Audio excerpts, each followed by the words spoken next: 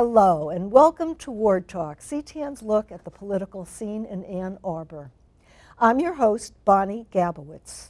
We'll be discussing issues and solutions with the City Council members from our 5 wards on the 3rd Wednesday of each month. Joining us is Jeff Hayner from Ward 1. Welcome, Jeff. Oh, thanks for having me. And it's been a while since we last talked to you, and I know things are either new or moving along, and you're from Ward 1. Yes. So let's talk about Ward 1, Okay. because I know there's a lot going on in your particular neighborhood. Yeah, it's busy times in Ward 1. So I don't remember how long I'd been on council last time I was here, but it hadn't been too long. So I appreciate you having me back. And it's been a very interesting experience for me, very enlightening and and satisfying in many ways to be able to help people out. Right, and just to say, your job is so complex. There is a learning curve. There's lots to learn, even about your neighborhood, as well as the whole process of the meetings and the agendas. It's very complicated. Yeah, it really is. So it's good that you're still on and you're moving forward. Yeah, and the challenge, like you say, is learning the processes. Mm-hmm. And I had things that I had things I wanted to bring forward, and you have to learn how to do that. You have to learn to work within the system. And my ward mate, Ann Bannister, has been excellent in helping me with that. She's really great. I learned a lot from her already, so I'm really appreciative and happy to serve with somebody like that. She really gets back with people right away, and who are you talking about? Ann Bannister, my Ann, ward mate, okay. your other city council rep in Ward 1, and I check my email 3 times a day because of the way my work schedule is. I don't keep it with me on my phone, on my person. And so often by the time I get home, she's already responded to everybody. And so she copies me on everything, we share things. It's been really great experience. And I think the way the ward system's set up now with 2 people in each ward really works out for us. It's working for me, so, and hopefully for our residents. So what's happening in Ward 1? Well, there's a lot of development going on in Ward 1. We've had some annexation and rounds of state annexation. We've had some, a little bit of controversy about that. There's water issues, the river, environmental issues. Other than the environmental issues, are there other issues with the water? Well, the ones that we have are pretty big. And so, the Gelman plume's a problem, and we're working very hard to solve that. And we're on the cusp of a decision. Are we going to have the EPA step in and take over that site? Are we going to continue to cast our luck and our lot with the state and this consent agreement with the polluter? And so actually tonight we have a meeting with Debbie Dingles, help facilitate a meeting with the EPA, Region 5, DEQ, well actually it's EGLE now, the State Environmental Agency, and all the intervening parties, and we're going to sit down and hash out what would it look like if we had the EPA step in and take over control of this site. So there is movement, and you are getting closer to a decision. Absolutely. To doing something on it. Yeah, finally. Finally. So I'm really happy to be playing a big part of that. And I've sat with the CARD group, the watchdog group out in Scioto Township for years, and they know more about it than anybody. And so I've been trying to bring their acronym, which is a Coalition for Action, to City Council to get some action on it. So. And what's happening with construction? Well, we've got a lot of subdivisions going in just north of my place, up on Pontiac Trail that way, between Barton and Duvaron, all the way over to Nixon Farms. So the whole of the north side's under a lot of development pressure. We've actually lost a couple hundred acres of forested land and farmland to housing. And I say lost because it's really dramatically changed the neighborhoods. Traffic's increased already, not just construction traffic, but new resident traffic. And a lot of displaced animals, a lot of displaced wildlife, and really the loss of the trees and the cover and all that has really hit the residents hard. There's been a lot of emotion around these projects, as people used to have acres of wooded neighbors, you might say woodland as neighbors, and now they're looking at buildings. Terraforming, and right after that building. Right. Is there any movement in adjusting, let's say, what the traffic Is it going along with these changes? Well, traffic study kind of got pushed through, so they're doing a Lower Town, they call it a Lower Town traffic study, but its bounds are a little bit further up. It's going all the way up Pontiac Trail, up Broadway, Plymouth area. But mostly it's focused on that Lower Town area, which is a kind of a nightmare of a confluence of streets. Of course, the university is building their second over 1,000-car parking structure right there. Oh. And so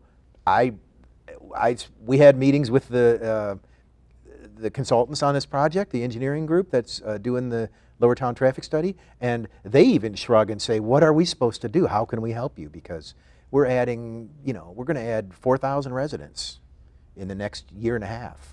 And is there any way of limiting the construction at this point? Well, or not really.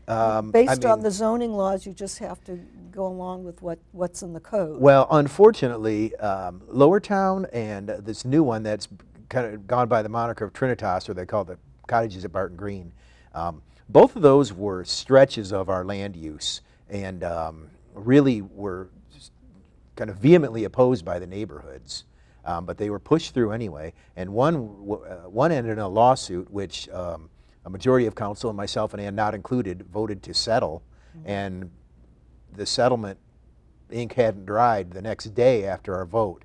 They were out there cutting trees, 40 acres, and so it's it's hard to stop this stuff. The dollar's pretty powerful in this town, unfortunately. And it's displaced a lot of wildlife, and I've spoken with the homeowners along Skydale, and they're real sad to see it happen, Well, talking about wildlife, I know this has to do mostly with wards 1 and 2, I believe, in terms of the deer, and the deer cull is going on this winter. What's happening with that, and how have the neighborhoods reacted to it? Well, it's happening. It's the 5th year. It was supposed to go 4 years. We're doing a 5th year somehow. And, so this is an extension of the original plan. It really is. And my fear is that it's going to be extended in perpetuity. And people aren't happy. A lot of people aren't happy about it. The parks close early. I'm personally opposed to it. I share the views of those who are opposed to it, that it's not the right solution to what isn't even potentially a problem. I think the problem is that we haven't had a real conversation about development, what we're doing to our woodlands and our farms and fields, and the displacement of this wildlife. And of course it's in our backyard. Where are they supposed to go, right? So it was 40 acres just north of Skydale, and now it's going to be student housing. And of course the deer are in our neighborhoods now. And so I question this solution. The primary argument in favor of the cull has been these browse studies that are done in our parks, where they say, well, the deer are taking down the native plants faster than they can reproduce. But we're spending $250 a year, $250,000 a year. Is this actually based on? Yeah, there's been a study out there. But the flip side of that to me is, if we're spending $250,000 a year to cull these deer to supposedly protect these seedlings, how much replanting could we do for $250,000 through a student work program or something like that would involve people in our parks and kind of look the other way? And I look the other way for solutions. People are opposed to it morally. They think it's expensive. They don't like the idea of putting guns in our parks. They don't like the idea of closing the parks. So I'm going to continue to speak up for those voices who think it's too drastic of a solution for a non-problem. So if you look ahead to next year, do they have to actually at the meeting put it on the agenda and consider extending for next year? Yeah, so the budget cycle will take care of that. So it doesn't die, it can be resurrected, right, so to so speak. it has to be put in the budget as a placeholder for next winter. And so we're in that budget process now. We've had our first couple meetings about it. And when the administrator's budgets come back, we'll see if it's in there again for a 6th year. Well, who decides to put it in the budget? Well, the administrator. And so I tried to take it out last year. I couldn't muster the votes for that. It's one of the few things the mayor and I agree on, is that he's opposed the cull. And so it's one place where we found common ground. Is it pretty much just the two of you on the council? Yeah. I know others aren't happy with it, but they feel that it's necessary, either scientifically or for other reasons. But I'm certain that not everybody loves it, and yet it persists. So I'm disappointed by that. I got to be honest. It's just, and I work with guys. All my carpenters are hunters, bow hunters, And so it's not the notion of hunting, but I was just thinking about it yesterday, talking with one of my guys, and you know, the deer were here first, and then the native peoples, and then us. And so who has claim to the land, you know, really? So I'm kind of taking it all the way back like that and thinking it's really not for us to say. Yeah. So just to wrap this up, what you're saying is all this new development is actually creating a lot of the problems of the deer because they're coming closer to us because they have nowhere else to go. Yeah, there's displacement. They also have a wide range. So it's a natural event. And also one of the studies showed that not only does the development get rid of these natural spaces where they lived, their habitat, but it creates, in creating these fringe areas between the houses and the borders and the little buffers, that's actually a preferred habitat for these deer. So not only are we getting rid of the natural habitat, we're creating sort of a preferred habitat where it's easy for them to get in and out, eat the landscaping, and so on. So we're kind of working at odds. Yeah. So. Well, we've done a good, had a good conversation about your ward in particular. When we come back from our break, we're going to talk about the whole city and take a look at what's happening. Okay, great. Okay, great. We want to hear from you, so please email us questions to ctn@a2gov.org or tweet us at #CTNAnnArbor. We're taking a break now, and we'll be coming back with more from Ward 1 and Jeff Hayner.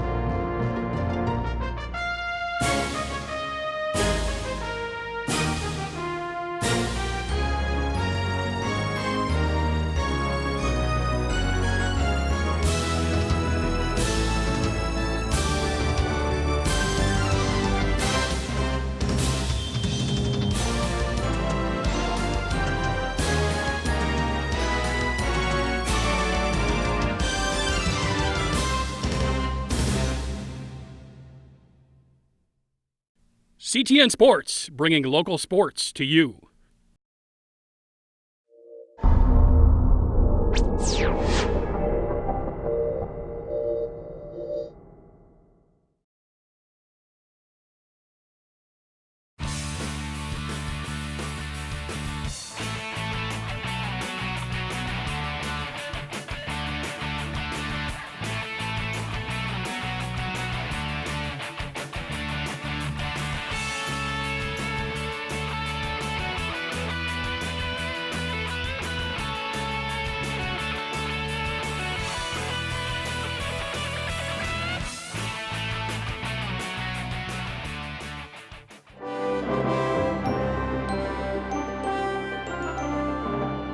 Hi, I'm Bonnie Gabowitz, and this is Ward Talk.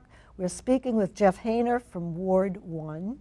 And Jeff, we had a nice chat about your ward in particular, and I just wanted to move the conversation to a broader topic that involves the whole city.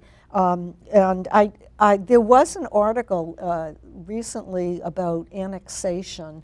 And I think the term was islands, something like that. Yeah, so, the islands. Yeah. Township islands. And this is some township islands, and this is a new phrase that maybe some people haven't heard of. So could you just tell us a little bit about what it is and why it was created? Sure. And where are we at now with it? Sure. So there's a state boundary commission, and they're charged with evening up the boundaries of municipalities. And so the city of Ann Arbor has a couple hundred parcels left, combined parcels or individual parcels, and we call them islands, and they're township islands. So Ann Arbor Township, Scioto Township, Pittsfield. There's not too many left in Pittsfield. Mostly Ann Arbor and Scioto Township. Is there an Ypsi Township as well? No, it doesn't come No. close enough. So everything on there is, but not as part of these islands. Right. And so So just to Yeah. clarify, so when you say they're from maybe a little from Pittsfield or where else? So as the boundaries of the city grew to what we recognize as sort of the freeway ring, parcels that used to belong to a township became entrapped as parcels developed around them. And so we call them township islands. And the Boundary Commission asks us, and there have been agreements in the past, I think the most recent one was 2006, where we struck a deal with the townships and we said, okay, by this date, all these are in, the township gives them up, the city takes them. So we annex them. And so that annexation is a process that the state controls. And does the town, let's just say Pittsfield, for example, does Pittsfield have to agree to give up these? Yes.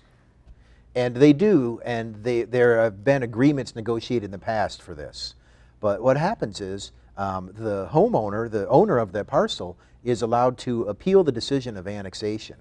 And so we have been asked to get it over with, so they gather up a bunch of properties. I think we did about 90 the first time. We did about 100 the time after that. There's a couple hundred left. So we do them in waves. And this last one, there was a court that had a bunch of residents around the court and a few associated up in Newport, 1st Ward, 5th Ward boundary. And they appealed to LARA, the state agency, and the Boundary Commission, and LARA agreed with them and said, you don't have to be annexed. So what's the benefit of these residents who, let's say, are living in a township next to Ann Arbor? What's their benefit if they are annexed? Well, this group said there is no benefit. And so the benefit is their, I mean, if you could consider a benefit, they have to be on city water and sewer, and there's a schedule for that, and the county helps oversee that, where you're not allowed to be on city water and a septic field. You can't have a well and be on city sewer. So if they already have a well Yeah. and it's working properly, Yes. are you saying they cannot use the well water? Well, with each round, or we're they allowed, have to pay for city water whether they use it or and that's not? a huge fee to come in, and then you're paying for city water. And so the tap fees are enormous for sewer, and you have to pay for your own infrastructure from the Right, the curb stops connection. back. Yeah. That's wild. Very expensive, Yeah. tens of thousands of dollars. There was one where they were 80 feet from the road. So 80 feet of water and sewer line, that's not cheap. And is the city saying that's your individual homeowner expense? Yes, and all that we are allowed to do on council, and we did with the last round, was we're allowed to set the terms of the payment. And so if it's $40,000 to have those hookup fees, then we said you can take 20 years, 30 years, 40 years. So we're allowed to set, there's actually a statutory limit, and I think the last we set used to be 10 years, and I think we made it 20 years just to give them a break. But this one group's appealed and they said no, and so I actually didn't support this notion, but council as a body recommended that our attorney fight the appeal and challenge this appeal, and they want them into the city. And it's really a question of cleaning up the boundaries. The people who support this notion of annexation, some of my colleagues, who I agree with on many other things, they suggest that people, because they live in these islands that are actually inside the city, like it could be a lot right on Newport, right inside the city, that they're somehow taking advantage of the city, like they have all the benefits of living in the city without paying city taxes. And so that's the real question. It's sort of an aggregation of taxes. It's kind of messy, isn't it? Very messy, yeah. And I'm very sympathetic with these homeowners because not only is it a tremendous expense for them, but they're giving up something that I'm not allowed to have in the city, which is water autonomy. And so you have a well, you're in charge of your own well, you're not paying water. You know what you got coming out of the ground. That's important. That you have control over. Yeah, you have control the quality over of it. your water, Yeah, et cetera. the quality of your water, the volumes that you use. It's I sort of would a think basic that would- right. I would think that, how would that affect the value of their property if they're trying to sell it or? Well, when property, what happens a lot with development is they want to make that, they try and make that sale around that annexation. Like what'll happen is if if parcels get annexed and aggregated, it can change the zoning opportunities. And so there's as in every instance in this city, it seems like real estate interest, there's a real estate interest in this annexation question. And so it depends on who you ask. Some people think the property has more value if it's already got a hookup. And so if you're already in there, you're connected to your annex, then you're selling your place for redevelopment, you already got those stubs, so it's cheaper to develop in the future, and so on. So it's a tangled issue. And we're supposed to, the previous body made this agreement with the townships and we're supposed to be enforcing it, but I'm having a hard time forcing these people in. Because I know how high my taxes are and I have a tiny house. Some of these township houses might be real nice. And they don't really use the services. Like one of them is a dirt court, a gravel court. The city never plows there. The Ann Arbor Township responds to their fire and the sheriff responds to their policing needs. And they still get mail, they still get all the federal state services. So they ask them, they're asking us, why should we be part of the city? And I say, why indeed? This is kind of a quiet topic. It really doesn't show up much in public information. So what's the best way for citizens to follow what's happening with this? Well, if you sit on a township island, you should be aware that your annexation number's coming up soon. And how do you find out if your property is part of this? Well, you'd know plan. If you're either paying city taxes or township taxes. If you're paying township taxes and you're inside that freeway ring, you are likely about to be part of the city if you aren't already. And so there'll be an annexation hearing. There's a formal legal process, and so they're notified. We have an annexation hearing at City Hall. That's the first time I had really talked to any of these homeowners. They had the hearing and we were down there. They wanted to tell me how they felt about being annexed. And so it was great to meet them and hear their concerns. But is there a plan that every year more and more properties are going to be annexed? Yeah, until it's done. Wow. All of them.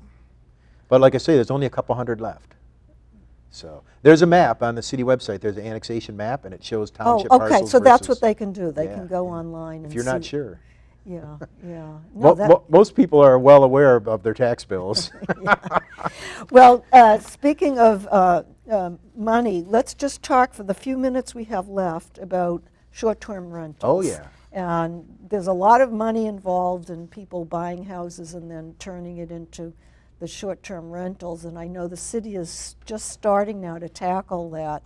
And I know the city was given some choices as maybe three, I might be wrong with that, but there were 3 ways to go. And where is the council now standing? Are they still looking at those 3 choices, or have they narrowed it down to one? Yeah, so last week I actually voted on in opposition to this, but the council decided to press on with the understanding the ramifications and the creating resolutions for option 3, which in my opinion was the most onerous to the short-term rental owner. A consultant, in my opinion, partially studied the issue.